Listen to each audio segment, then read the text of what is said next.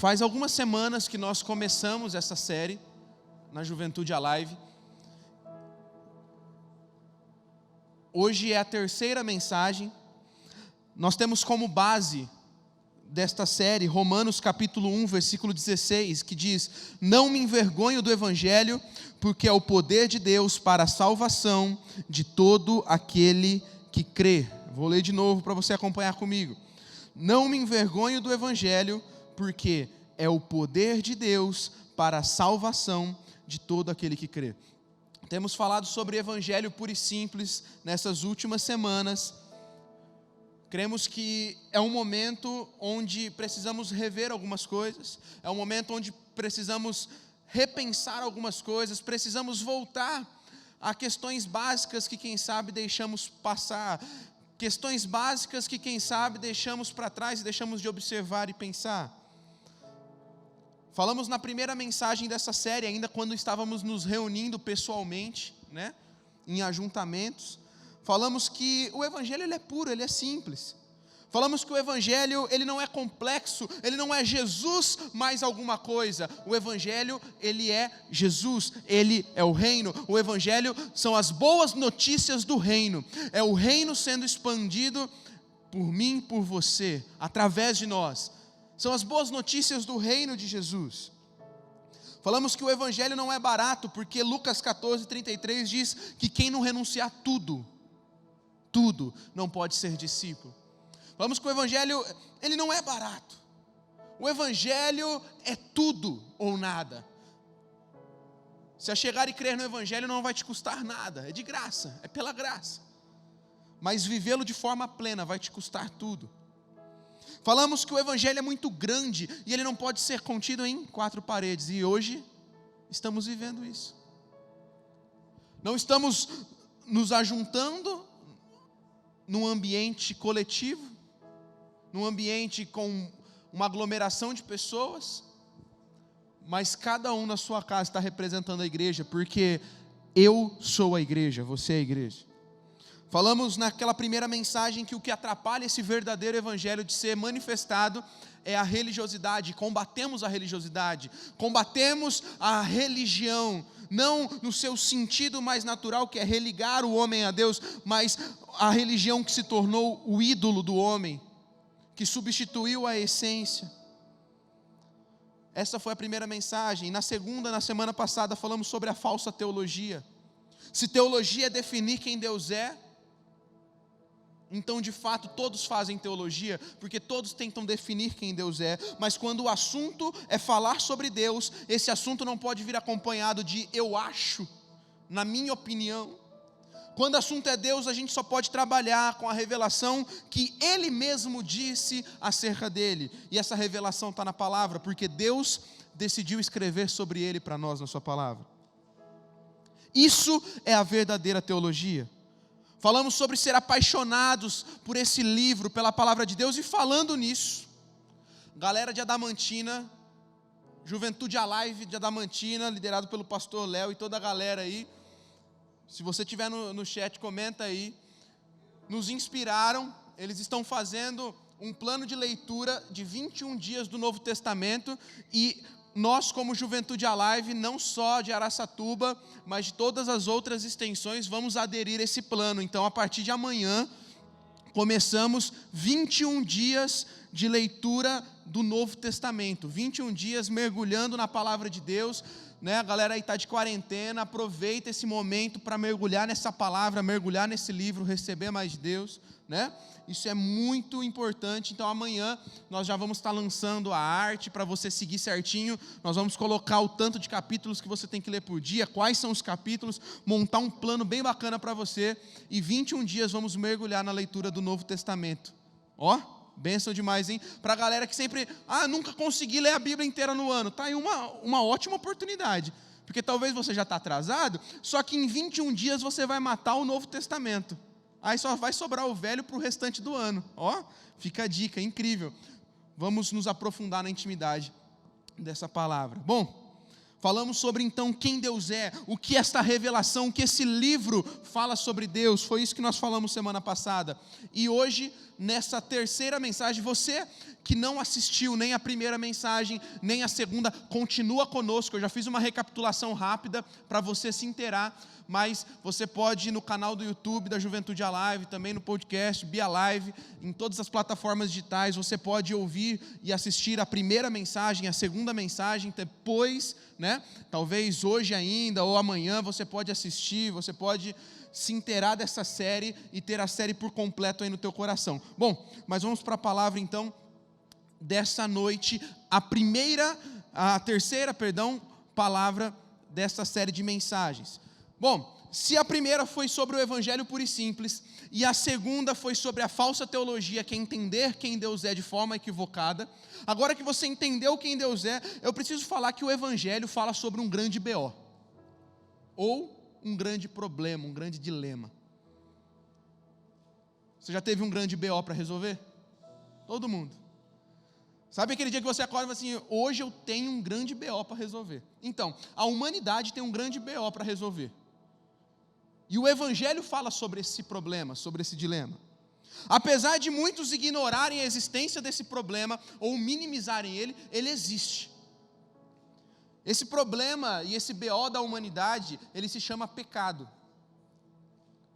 Pecado é errar o alvo que Deus tinha para a minha vida. Pecado é sair fora do plano que Deus tinha para mim.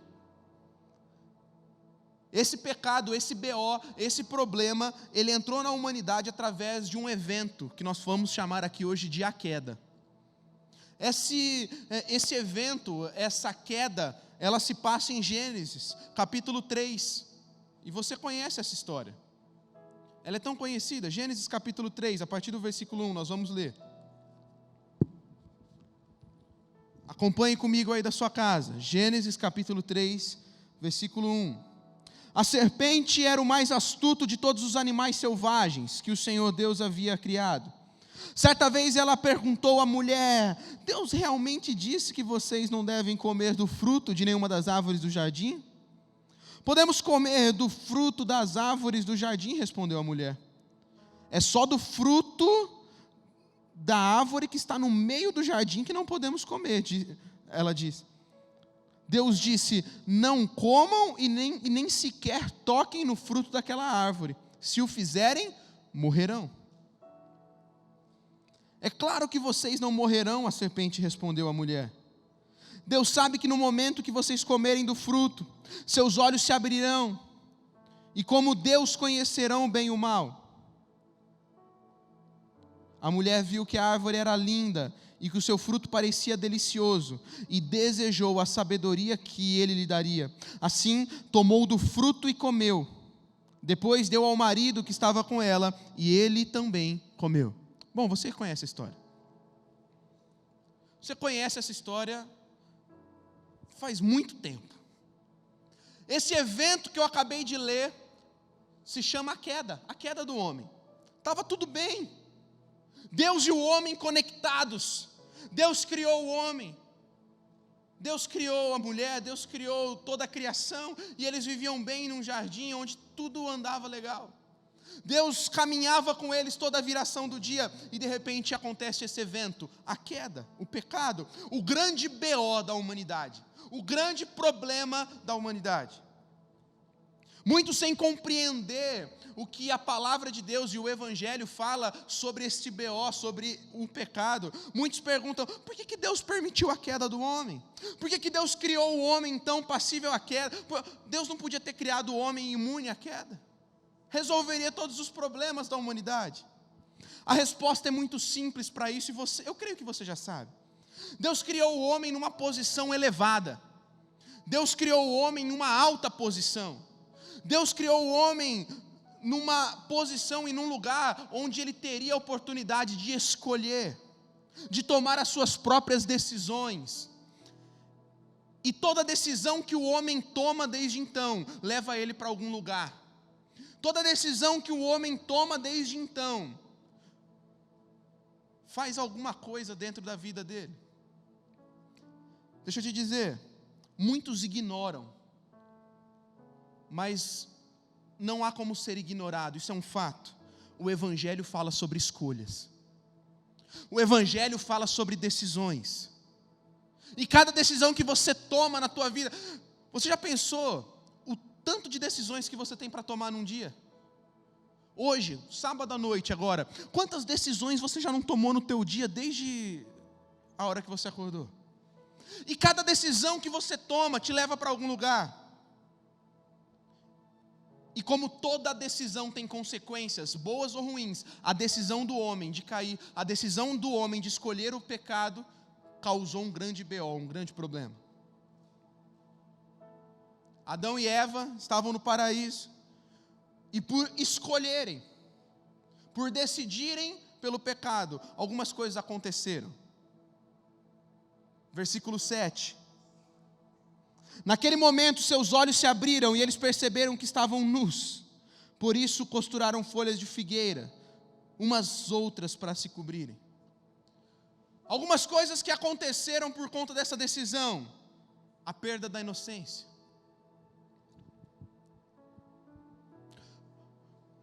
Quantos não se sentem culpados por perderem a sua inocência no meio do caminho?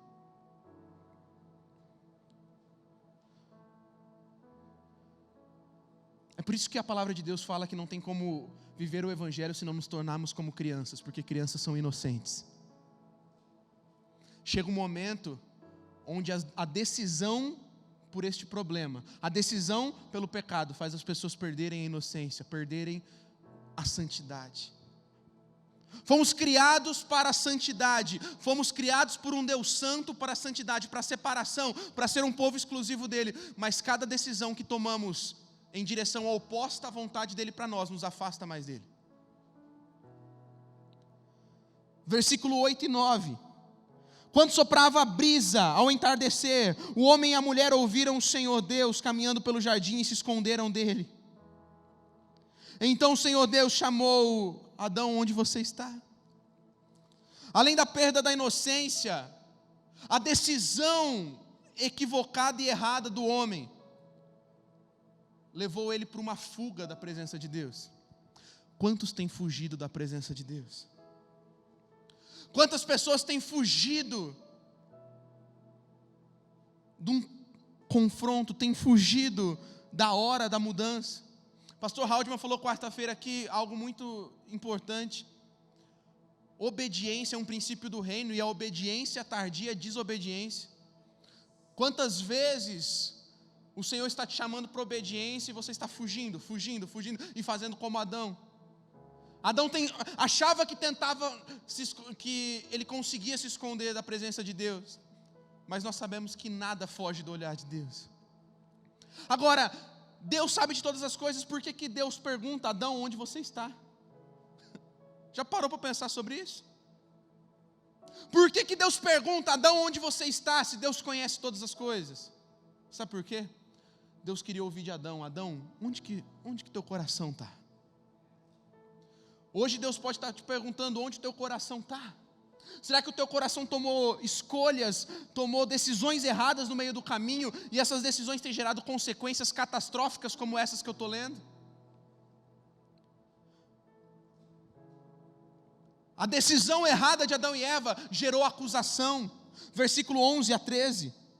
Quem lhe disse que eu estava nu? Perguntou Deus. Quem disse que você estava nu? Perguntou Deus. Você comeu do fruto? E o homem respondeu: foi a mulher que o Senhor me deu. Ela me ofereceu o fruto e eu comi. Então o Senhor perguntou à mulher: o que foi que você fez? E ela: foi a serpente. O homem e a mulher começam a saber o que é acusação. E quem sabe você tem se sentido tão acusado.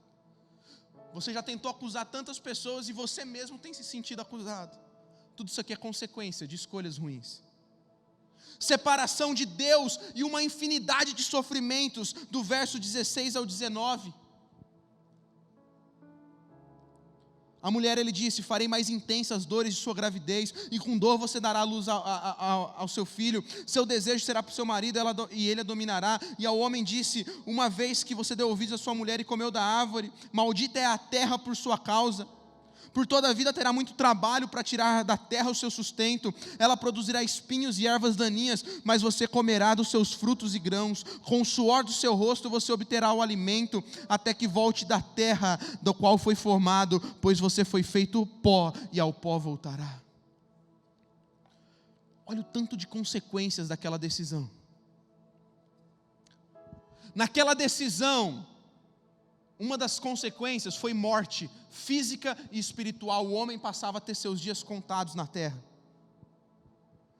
Mas a morte não era apenas física, a morte era espiritual. E com a morte espiritual o homem se torna então pecador.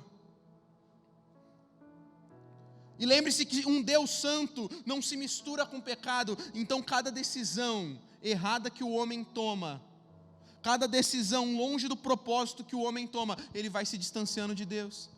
Porque, como eu disse, todas as decisões que tomamos na nossa vida têm consequência. Romanos 3:23, vou ler alguns textos para você aqui. Está comigo aí na tua casa? Está comigo? Manda um aleluia no chat. Romanos 3:23, pois todos pecaram e não alcançam o padrão da glória de Deus. Uau! Eu gosto dessa versão, não alcançam o padrão, porque é isso que é pecar, é não alcançar o padrão dos céus. Existe um padrão, existe um princípio, existe uma cultura dentro do reino. Você ouviu na primeira mensagem que o Evangelho fala acerca de uma cultura de um reino. Todo reino, todo povo, todo conjunto de pessoas tem uma cultura. E existe uma cultura para o reino dos céus. E toda vez que fugimos dessa cultura, fugimos desses princípios, isso é pecado. Pois todos pecaram, porque não alcançaram o padrão da glória. 1 João 1,8, olha isso. Se afirmamos que não temos pecado, enganamos a nós mesmos e não vivemos na verdade. 1 João 1,10, se afirmamos que não pecamos, chamamos Deus de mentiroso e mostramos que não há em nós lugar para a sua palavra. Forte esse texto, não? Porque eu vejo muitas pessoas ignorando a existência desse grande problema, desse grande dilema que é o pecado. Mas a palavra está falando, quem diz que não tem pecado, quem diz que não errou, quem diz que está tudo bonitinho e nunca falhou. Se você afirma que você não precisa da graça de Deus, se você afirma que todas as suas decisões estão boas, você está chamando Deus de mentiroso. E mostrando que não tem lugar para a palavra de Deus no teu coração. Sabe o que o homem se tornou com a morte espiritual?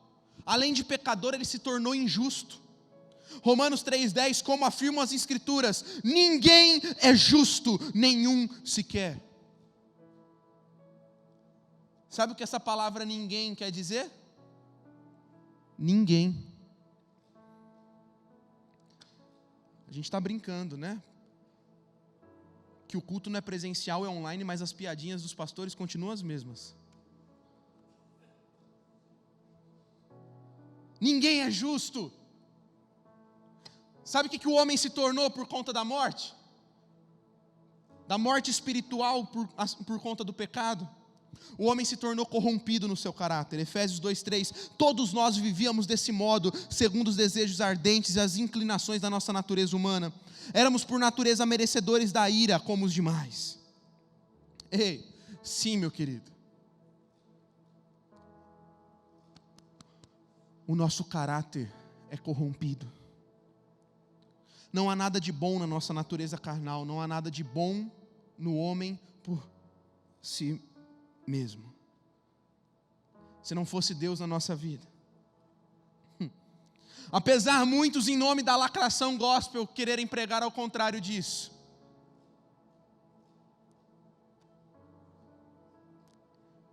Eu e você não podemos nos comparar com Deus. Nós não somos nada diante dele.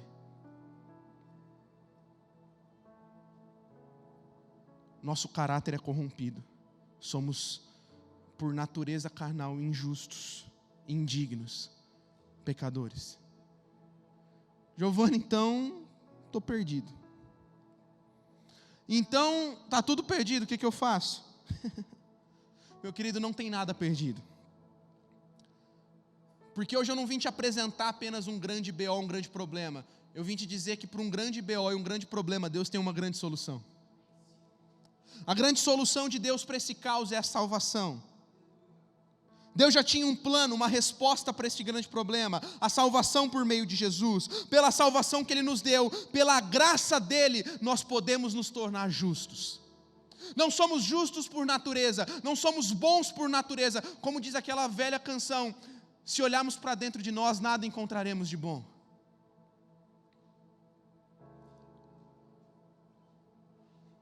Mas através da graça, através da salvação de Jesus, podemos ser justificados e recebemos uma nova natureza. Vamos falar mais sobre salvação ainda na semana que vem, na última mensagem do Evangelho Puro e Simples. Mas você lembra de Nicodemos, que falamos algumas semanas atrás, na primeira mensagem da série Encontros com Jesus? Nicodemos, lá em João capítulo 3, ele se encontra com Jesus, e Jesus propõe para ele uma decisão de ter uma nova vida. Deixa eu te dizer, é naquela lição de Jesus para Nicodemos que nós aprendemos sobre um novo nascimento, sobre uma nova vida, uma nova natureza. Se o homem tomou uma escolha errada que o levou para a morte, agora Jesus vem e ele ensina uma lição: tome a decisão certa e você vai ter vida. Se a decisão errada no Éden nos levou para a morte, existe uma decisão certa que você pode tomar hoje, que te leva para a vida, que te leva para ser uma nova criação, que te leva para ter um novo estilo de vida, te leva para ter uma nova natureza. Lembra que eu falei da natureza carnal? Lembra que eu falei do pecado, o grande dilema e o grande BO da humanidade que entrou no DNA humano lá no início de tudo, e até hoje nos assola? Existe uma resposta para ele, existe uma resposta que te dá uma nova vida, se dá no encontro com Jesus. Você já ouviu a palavra sobre Nicodemos. Agora preste atenção, foca aqui em mim, presta atenção aí você na tua casa. Essa nova vida, essa nova natureza que você encontra no teu encontro com Jesus, ela não extingue a tua velha natureza inclinada para o pecado. Então aqui nós entramos num novo dilema, nós entramos em um outro grande BO, em um outro grande problema. Que problema é esse? É o conflito entre a velha natureza caída e corrompida e a nova natureza regenerada. Giovanni, o que você quer dizer? O que eu quero dizer é que a carne, a nossa velha natureza, ela não morre, ela não, como o nosso pastor Marcelo gosta de dizer, é como o Jason, que sempre volta no próximo filme. A carne nunca melhora. Você é regenerado no teu espírito, mas você é feito de carne, e até o dia que fomos glorificados, permaneceremos com esse grande BO, esse grande conflito entre a velha e a nova natureza. Olha só, presta atenção nesse texto, Gálatas 5, 16, 17, vou até dar um tempinho para você abrir aí, Gálatas 5, 16, 17.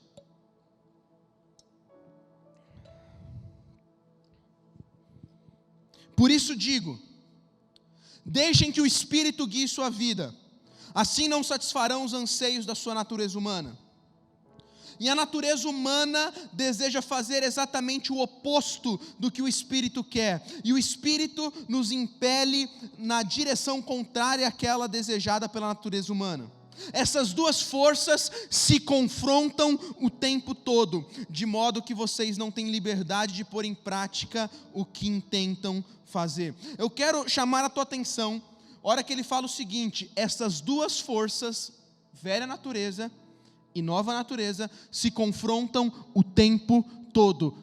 Só para não perder costume aí na tua casa, repete comigo: o tempo todo. O tempo todo. O que a palavra está falando é que a todo momento existe um confronto entre a tua velha natureza e a tua nova natureza. Posso te dar um exemplo? Como isso funciona? Presta atenção comigo que eu estou indo para o final da mensagem agora. Romanos 7, 14 a 17. O problema não está na lei, pois ela é espiritual e boa. Paulo falando. O problema está em mim, Paulo está falando. Pois sou humano escravo do pecado. Aqui fica uma dica. Tem gente querendo colocar a culpa na igreja, culpa em tudo, né? Culpa nas circunstâncias, culpa na situação. E Paulo está falando, o problema está em mim, porque eu sou humanamente escravo do pecado. Não entendo a mim mesmo. Olha o que Paulo está falando, gente. Pois quero fazer o que é certo, mas não faço. Em vez disso, faço aquilo que odeio. Mas se eu sei que o que eu faço é errado, isso mostra que concordo que a lei é boa. Portanto, não sou eu quem faz o que é errado, mas o pecado que habita em mim. Você conhece esse texto? Paulo está falando assim, eu não sei o que está acontecendo. Paulo está falando, eu constatei que o problema está em mim, porque o que eu quero fazer eu não faço, e o que eu não quero eu faço. Já aconteceu isso com você que está aí na tua casa?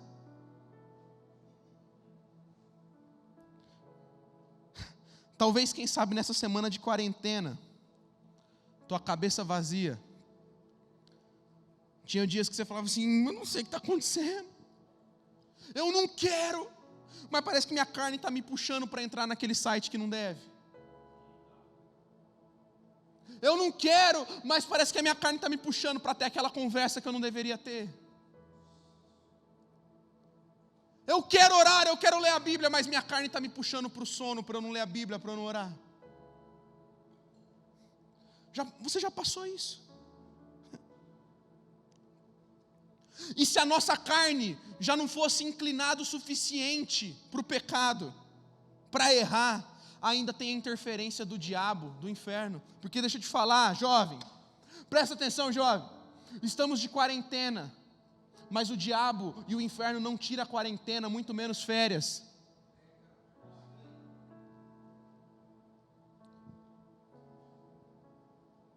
Nós já tivemos estatísticas essa semana, que nesse período de quarentena, o número de acessos a sites pornográficos dobrou. É você entrando no teu Instagram e já tem algo te levando para ver o que não deve, para fazer o que não deve. Ei.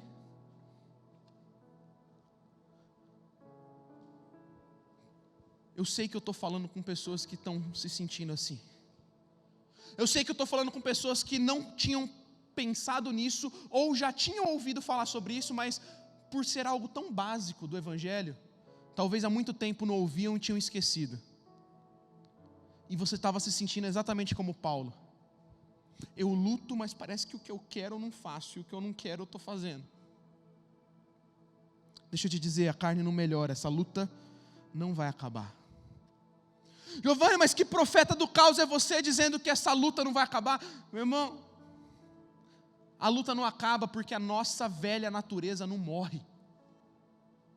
Enquanto estivermos nessa terra, vamos lutar contra as tentações, vamos lutar contra os nossos desejos.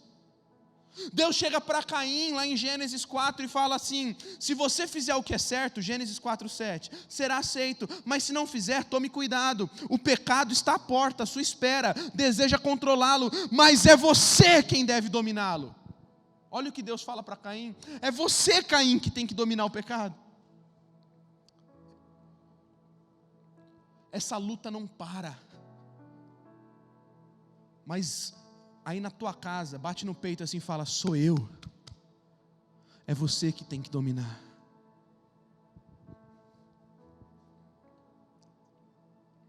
O pecado está sempre à porta, a tentação também, cabe a nós dominá-los. Como? Como que eu domino os meus maus desejos? Como que eu domino as minhas más inclinações? Como que eu faço para tomar as decisões corretas? Parece que tudo que eu faço é decisão errada. Primeiro, vigia e ora, meu. Mateus 26:41, vigiem e orem, para que não cedam à tentação. pois o espírito está pronto, disposto, mas a carne é fraca. Vigiem e orem, para que não cedam à tentação. Quantos de nós não falamos, quarentena, agora sim, finalmente eu vou orar mais, porque eu não tinha tempo de orar. Agora essa desculpa está caindo por terra. E quem sabe todo o planejamento que você fez de buscar mais a presença de Deus, de orar, de conhecer mais a palavra, nada está acontecendo, porque a tua carne só te inclina para o que não deve fazer, para assistir o que não deve assistir, para fazer o que não deve fazer, menos para orar, vigiar e buscar a presença dEle. Como vencer o pecado? Confessando os seus pecados uns aos outros. Portanto, confessem seus pecados uns aos outros e orem uns pelos outros para serem curados. Tiago 5,16. Jovem, adolescente, eu senti muito forte de falar isso hoje. Procura alguém para te ajudar nesse período que você está parado dentro de casa. Você está sem aula na faculdade, na escola, e aí todo dia teu coração, a tua carne está sendo inclinada para os maus desejos, para assistir o que não deve assistir, para fazer o que não deve fazer. Procura ajuda. Abre o teu coração com alguém. Abre o teu coração com alguém que vai poder orar por você, que vai poder te ajudar, vai poder te fortalecer. Começa a fechar as brechas, começa a vigiar. Começa a ficar menos no celular. Coloca um temporizador no teu celular para você cuidar de quanto tempo você está em cada rede social por dia. Mas faça alguma coisa, mas não ceda ao pecado, não ceda à tentação. 1 João 1,9. Mas se confessarmos nossos pecados, e confessar o pecado é fruto de uma nova natureza, Ele é fiel e justo para perdoar os nossos pecados e nos purificar de toda injustiça.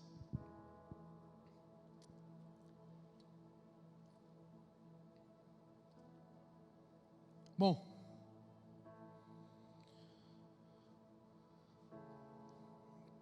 talvez você se pergunte, qual deveria ser a minha reação então, a entender essa mensagem? Agora que você entendeu que sim, existe um grande BO, um grande dilema na humanidade, ele se chama pecado. Agora que você entendeu que pela salvação, pela graça que você encontra em Cristo, você é salvo, você é regenerado, você é tornado justo. Legal, você entendeu tudo isso, mas você percebeu que mesmo sendo salvo, tem um outro grande BO e um grande dilema, que é a luta constante entre o teu velho homem e o teu novo homem, a tua velha natureza e a tua nova natureza. Talvez você se pergunte, agora que eu entendi esse dilema, agora que eu entendi esse BO, qual que deveria ser a minha reação? Qual deveria ser a minha postura diante disso? Primeiro é cumprir o que eu acabei de falar acima. Cuidar do teu coração. Segundo, Isaías capítulo 6, e assim eu vou terminar. Abre sua Bíblia comigo aí, liga teu celular. Aí na tua casa, eu estou acabando já. Isaías capítulo 6.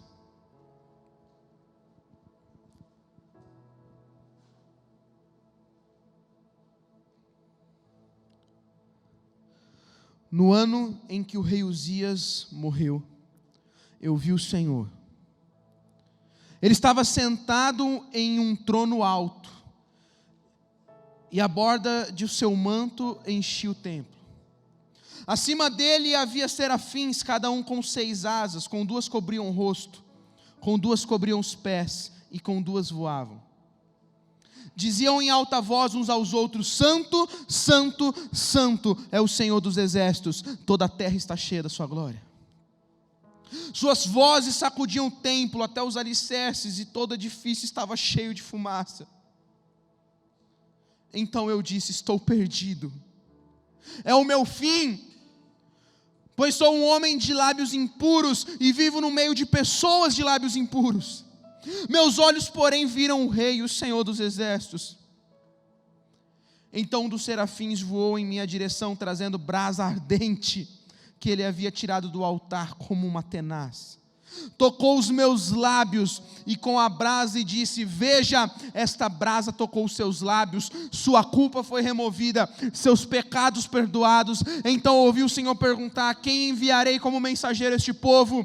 Quem irá por nós? E eu respondi: aqui estou, envia-me.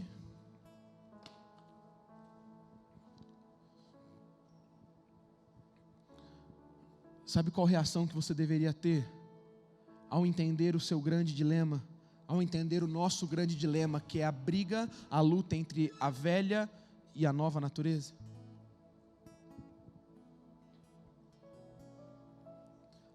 É a mesma reação de Isaías. Isaías viu o Senhor num alto e sublime trono. E quando Isaías se depara com a santidade de Deus, Isaías percebe a fragilidade da sua carne. Então Isaías fala: Senhor, ai de mim, porque eu sou um homem de erros, eu sou um homem de lábios impuros, e vivo num povo de impuros lábios. A reação que você tem que ter é talvez agora, aí onde você está, na tua casa, dobrar o teu joelho e falar: Deus, a tua santidade me constrange, eu sou indigno, eu sou impuro, eu não mereço, mas a tua graça me alcançou. É dobrar os teus joelhos e falar: eu sei quem eu sou e eu estou confessando diante do Senhor. 1 João capítulo 1, versículo 8, 9 e 10, eu entendi, se eu confessar o meu pecado, tem perdão para mim.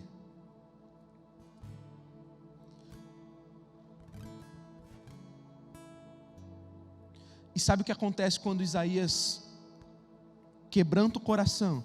Quando Isaías entende quem ele é, quando Isaías confessa, um anjo vem com brasa viva do altar de Deus e toca exatamente o problema. Qual que é o problema que Isaías tinha, que ele falou? Lábios. Exatamente onde tinha o problema deles, o anjo toca a boca dele com brasa viva. E naquela hora, ele é purificado. Só depois de ser purificado, Deus fala: eu preciso enviar alguém. Isaías fala: então me envia, porque eu estou purificado. Jovem, essa crise vai passar, e vamos sair dela mais forte do que entramos. Jovem, essa crise vai passar, e você é mensageiro de Deus. Mas não ouse ser um mensageiro de Deus sem antes ter um encontro com o fogo dele, com a brasa dele.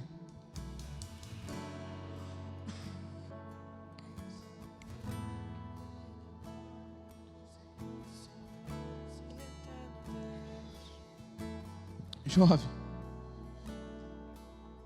faça como Isaías hoje.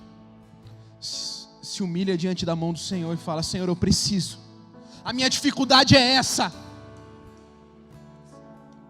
Eu estou aqui em casa de quarentena e a minha dificuldade é essa. Eu não consigo parar de assistir pornografia. Eu não consigo parar de fazer coisa que não deve. Eu não consigo parar de assistir coisa que não deve. Eu não consigo me dar bem na minha família. Eu não consigo ser paciente. Eu não consigo ser carinhoso e amoroso. Qual que é a tua dificuldade? Qual que é o dilema que te assola? Qual que é o dilema da tua carne? O que a tua carne está sendo atraída? Hoje é dia de você falar: Deus, eu preciso, eu me humilho, eu reconheço quem eu sou, e eu preciso que o teu anjo agora me toca com brasas vivas do altar. E quando as brasas vivas do altar tocarem a tua casa agora, tocarem onde você está, você nunca mais será o mesmo, e você vai ser enviado para levar daquilo que você recebeu para outras pessoas. Em nome de Jesus, seja tocado, pede que as brasas vivas do altar te toquem.